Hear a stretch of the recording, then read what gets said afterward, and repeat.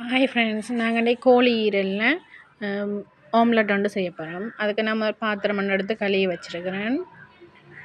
இப்போ இதுக்குள்ள தேவையான அளவு எண்ணெய் சேர்க்குறேன். நான் தேங்காய் எண்ணெய் தான் சேர்க்குறேன்.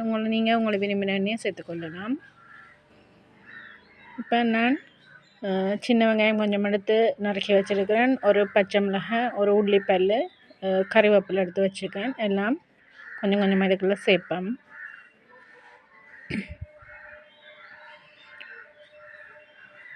முதல்ல வெங்காயம் சேர்த்துறான், அது கொஞ்சம் பதங்க மிச்சத்தை சேர்க்க போகிறேன். இப்போ அடுத்ததாக பச்சை மிளகாய் சேர்க்குறேன்.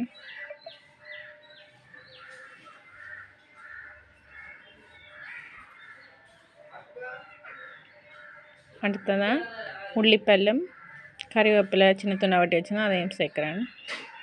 சேர்த்து எல்லாம் நல்லா வதக்குவோம்.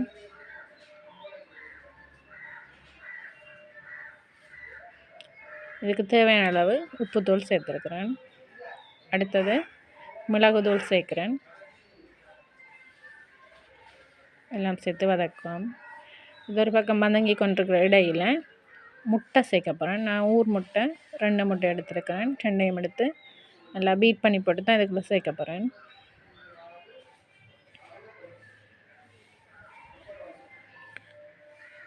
கோழி இறைச்சி ஈரல் விரும்பி சாப்பிடாத பிள்ளைகளெல்லாம் இது விரும்பி சாப்பிடுவினோம். இப்போ இதை அந்த முட்டையை இதுக்குள்ளே சேர்க்குறேன்.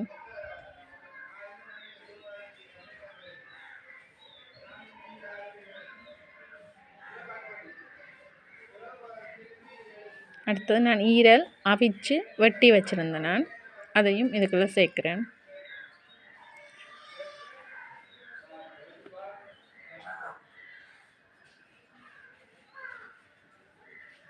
கோழி இறைச்சி ஈரலும் எங்களோட ஊரில் பருத்தித்துறையில் வாங்கக்கூடிய மாதிரி இருக்குது தனியாக. அப்போ நான் 1/2 கிலோ ஈரல் வாங்கியிருந்தேன். அதை இதுக்குள்ளே சேர்த்துருக்குறேன். இப்போ இதை மூடி 2 நிமிஷம் அவிய விட மேய்க்கணும். அவிச்சேன்னோடைய கண்ணீரம் அவிய தேவையில்லை. இப்போ 2 நிமிஷம் ஆயிட்டு நல்ல வாசனையாக இருக்குது, அவிஞ்சி வந்திருக்கு எனக்கு. இப்போ இதை நாங்கள் சர்வ் பண்ணலாம். குழந்தைகள் முதல் பெரியவர்கள் வரை இது நல்லா விரும்பி சாப்பிடுவினோம்.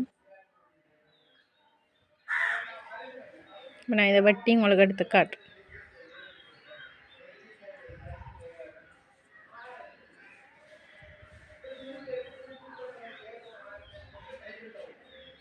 ரொம்பவே சுவையான ஆம்லெட் ஈரல் பொரியல் எங்களுக்கு தயாராகிட்டு. Thank you. Thanks for watching. Like and subscribe please.